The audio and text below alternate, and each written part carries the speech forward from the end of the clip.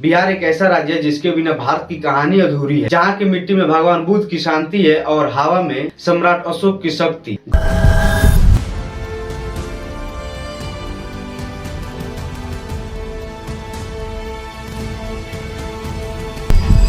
जहाँ के लोगों के पसीनों से इस देश की नींव बनी। कभी नालंदा और विक्रमशिला के ज्ञान से दुनिया रोशन हुई, तो कभी चंपारण की क्रांति ने अंग्रेजों की नींद उड़ा दी। बिहार की कहानी सिर्फ इतिहास नहीं, ये भारत की आत्मा की कहानी है और आज हम उसी आत्मा को खोजने निकले हैं। The full story of Bihar. नमस्कार मित्रों, बिहार की कहानी शुरू होती है हजारों साल पहले, जब गंगा और सोन नदी के किनारे बसी ये धरती कभी मगध कहलाती थी।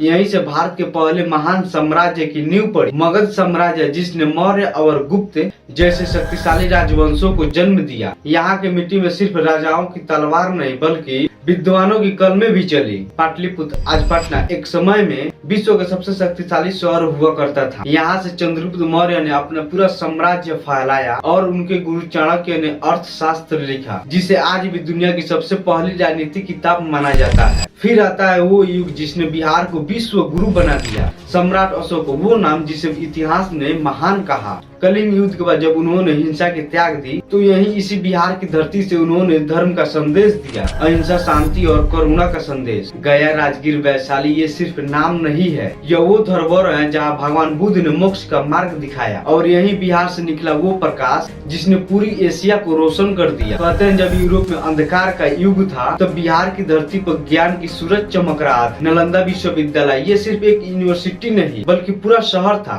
10,000 से ज्यादा छात्र और 2,000 से ज्यादा शिक्षक थे। कहते हैं दुनिया भर के लोग यहाँ पढ़ने के लिए आते थे। Nalanda university, one of the world's oldest centres of learning. जो सब्जेक्ट्स यहाँ पढ़ाए जाते थे वो दुनिया में और कहीं नहीं पढ़ाए जा रहे थे। And a library containing close to 9 million books. यहाँ एस्ट्रोनॉमी की पढ़ाई होती थी, लॉजिक की पढ़ाई होती थी, मेडिसिन की पढ़ाई होती थी।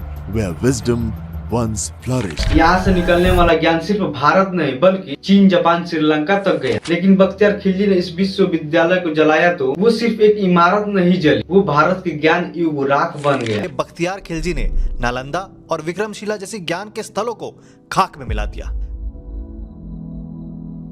फिर आया वो समय जो बिहार को संघर्ष का प्रतीक बना दिया गया। मुगल और अफगान सुल्तान की लड़ाई में ये धरती बार बार जली और खड़ी हुई, लेकिन यहीं से एक नई चेतना जन्म ले रही थी, लोग की, जनता की, आत्मसम्मान की। और यही भावना आगे चलकर 1857 की क्रांति में बिहार को केंद्र बना दिया। जब भारत ने पहली आजादी की हुंकार भरी तो बिहार पीछे नहीं था। वीर कुंवर सिंह 80 वर्ष की उम्र में भी तलवार उठाकर अंग्रेजों की छक्के छुड़ा गए। और फिर 1917 में महात्मा गांधी ने भी अपना पहला सत्याग्रह आंदोलन बिहार की धरती से ही शुरू की। यहीं से आजादी की चिंगारी पूरे भारत में फैल गई। आजादी के बाद जब भारत को अपना पहला राष्ट्रपति मिला, वो भी बिहार की धरती से ही निकले थे, डॉक्टर राजेंद्र प्रसाद। उन्होंने सिर्फ संविधान पर हस्ताक्षर नहीं किए बल्कि भारत के हर गरीब के सपनों को उसमें लिखा। बिहार जो कभी मगध था, अब वो भारत का मार्गदर्शन बन गया। कहानी यही खत्म नहीं होती, अब कहानी शुरू होती है नए बिहार की, जहाँ राजनीति, समाज और सत्ता टकराने वाली है। जेपी कर्पूरी, ठाकुर, लालू और नीतीश जैसे नेता